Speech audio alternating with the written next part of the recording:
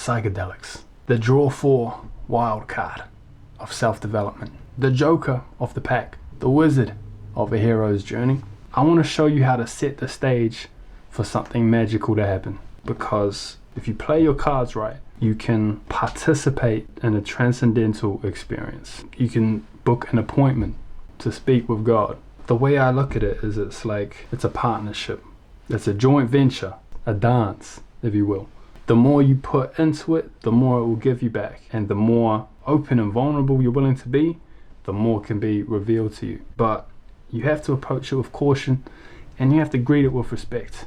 I think a lot of us feel stuck in some way. In a relationship we don't like, in a job we don't like, in a life that we don't like, in the same kind of repetitive pattern. Nothing can shake up the snow globe of your life like a psychedelic experience. There's an analogy that I've heard used. The metaphor is like this idea of your mind being a mountain. Every thought you have is like a sled going down this mountain and imprinting itself in the snow. When you're young, you're a fresh slate. You're just one big fluffy white snow mountain, ripe for impression. But when you're older, you've picked up some stuff. You've picked up habits, baggage, picked up a bit of trauma. You've created kind of cultures around you and dynamics in the relationships with the people in your life. And as you get older, these grooves that are formed from our thoughts get deeper and deeper. They get habituated. And sooner or later, every new thought falls into the same funnel. And this can manifest as rumination, depression, a feeling of stagnancy, stuck. You're stuck in a rut. And I've been there. I think everyone I know has been there. Most people are in one. That's kind of like what their life is. But the idea is psychedelics can be true slacking on the job. A psychedelic experience can be like fresh snow. And from that place, it's easier to make new connections, to have new ideas, to see things from different ways. It can kind of shuffle the deck so that you can respond differently and outside of the rigid habitual patterns that you formed through your lifetime. Now, you might have heard about some of these studies that have been taking place at Johns Hopkins University, where 2 doses of psilocybin, the active compound in magic mushrooms, combined with psychotherapy, led to significant and lasting reduction in the symptoms of depression. 54% in full remission, even up to 12 months after the treatment. Or another study for the treatment of addiction, where 80% of participants maintained abstinence from smoking at a 6-month post-dose follow-up. Now that is unheard of. No other form of treatment has even come close to 80% success rate for helping people quit smoking. 87% of those involved in the study rated their psychedelic experience as one of the top 5 most personally meaningful and spiritually significant moments of their entire life. Right up there with the birth of their children and the death of the parents. And I can testify to that. I think psychedelics have such potential for transformation because of how they work inside the mind. Psychedelics can increase brain connectivity and creativity by temporarily altering how different parts of the brain communicate, leading to an integrated, flexible, less constrained state of consciousness, and allow all the parts of the brain responsible for different things to communicate with each other in ways that they may not have ever done before. And it's in that interconnectivity where you can see where that idea of the fresh snow begins to make sense. Rather than being stuck on a certain problem, you can go under it, around it, over it. You can turn the other way. You've heard all these wonderful things about trips. I'm not here to convince you, okay? I'm just here to share my perspective, what's worked for me, and why I think psychedelics can be a useful alternative. But you gotta do it right. So let us get into that. The 2 most important factors to ensure a positive trip are what's known as set and setting. Set is like your mindset, your headspace going into the trip, and setting obviously is your environment, where you're doing it.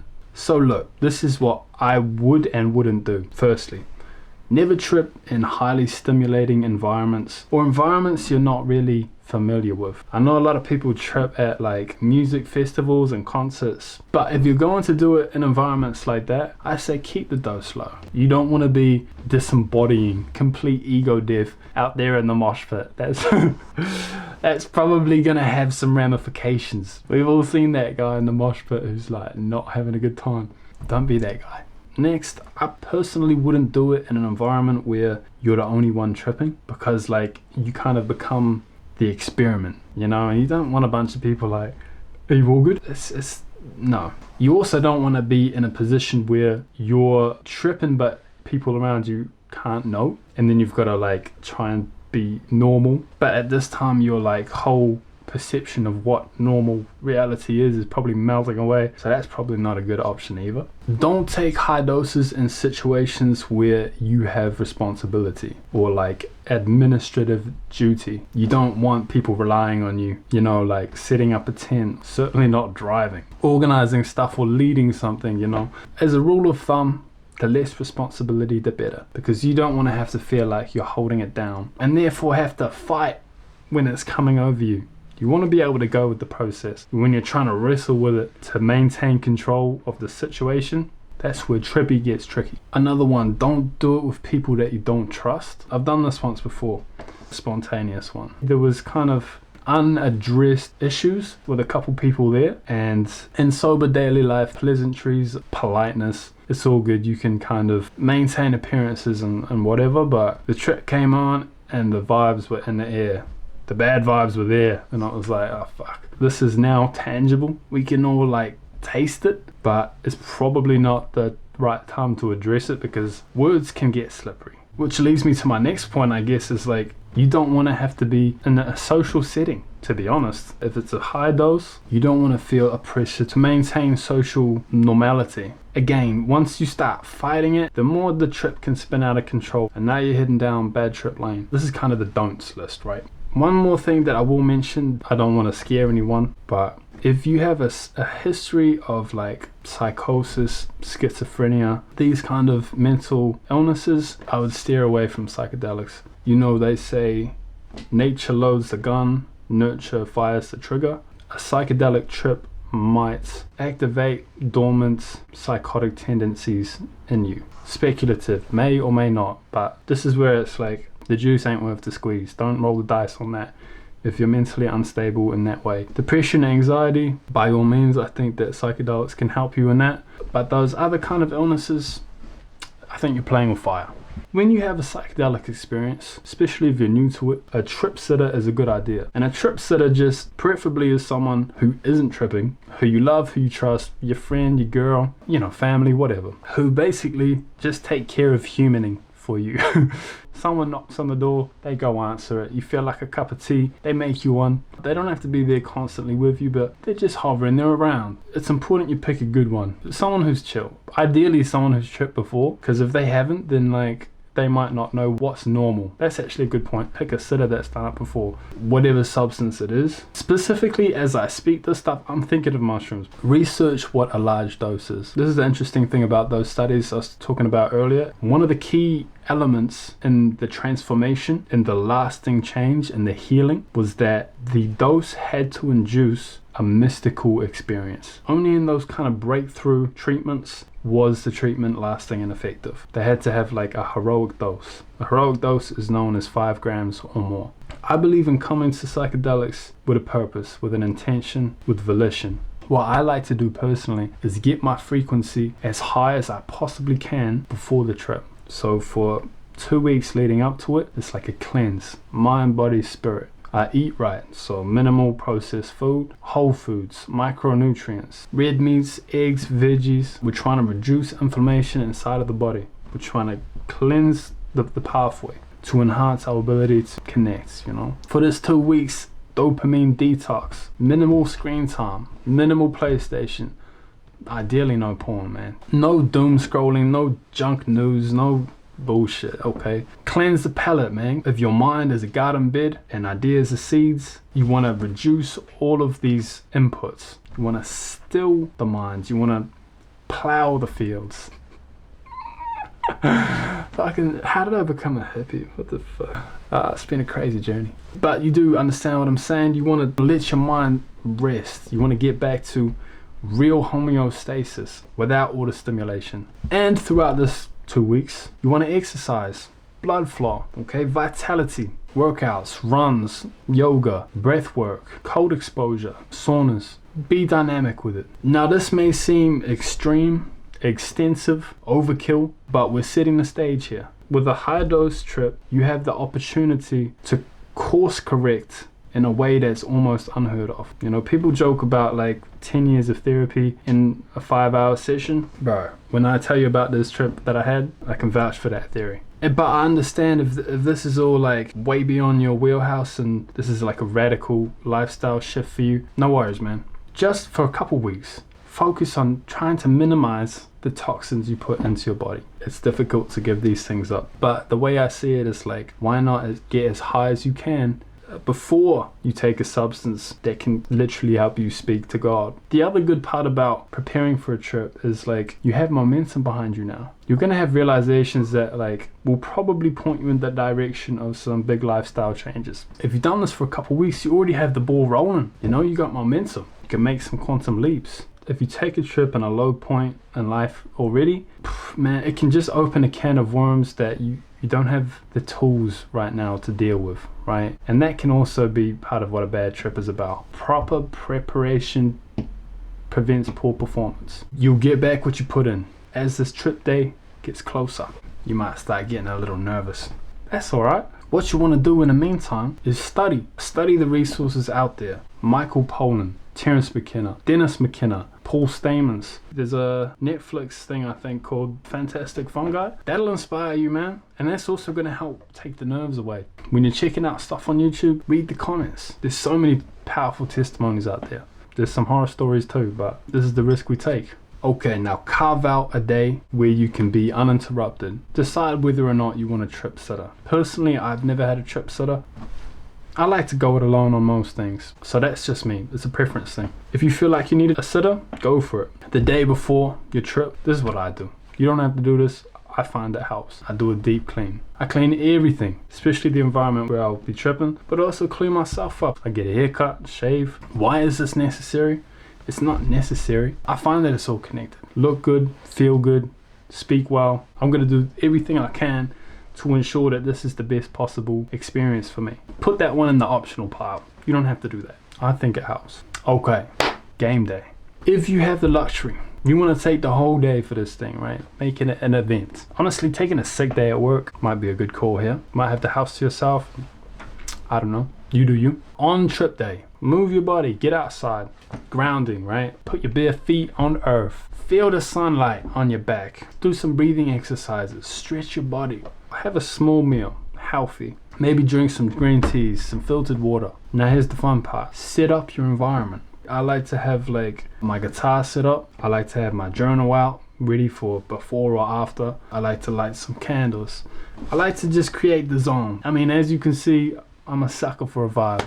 I like to feel good where I'm at, especially in my home. You want to take the time to put that effort into your trip environment. And now, set your intentions.